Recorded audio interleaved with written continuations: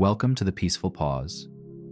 Today, let us journey into the serene world of a Zen sand garden. Imagine a quiet temple courtyard where a lone monk tends to a garden of sand, shaping and reshaping it with his rake.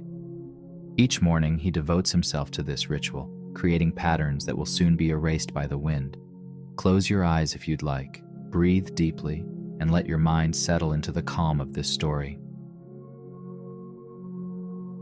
Every morning at dawn, before the world stirs, a monk in a small, quiet temple steps into the garden. His robes flow softly as he moves across the sand, and he carries with him a simple wooden rake. The sand garden is his sanctuary, a place where he practices letting go, a space where his mind can rest. The garden itself is simple, a rectangular bed filled with fine, white sand. No plants, no stones, no distractions, just a blank canvas of sand.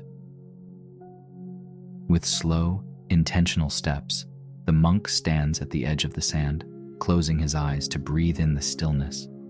He places the rake on the ground, then begins to pull it slowly, carving lines in the sand. Back and forth, the rake glides, forming a pattern as delicate as a ripple in a pond. Each stroke of the rake is precise. Each line flows with ease as the monk loses himself in the act of creating. He is not concerned with the outcome, nor does he pause to admire his work. For him, the beauty lies in the act of raking itself, in each gentle pull that forms a perfect line in the sand. The monk knows that by evening, the wind may erase his patterns, or a passing animal may step through the sand, scattering his lines. Yet he does not resist this. He does not struggle to preserve his work. He simply lets go. For him, this is the essence of peace: to create without attachment, to find fulfillment in the act of doing rather than in the result. In the gentle lines of the sand, he finds harmony. In the temporary beauty he shapes, he finds meaning. As the monk rakes, he reflects on the simplicity of his garden.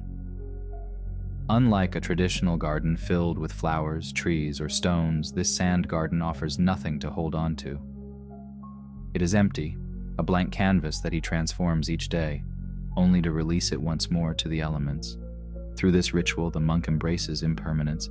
Each pattern he creates is unique, yet he knows it will not last, and in this knowledge he finds a profound peace. As the morning sun rises higher, the monk completes his pattern.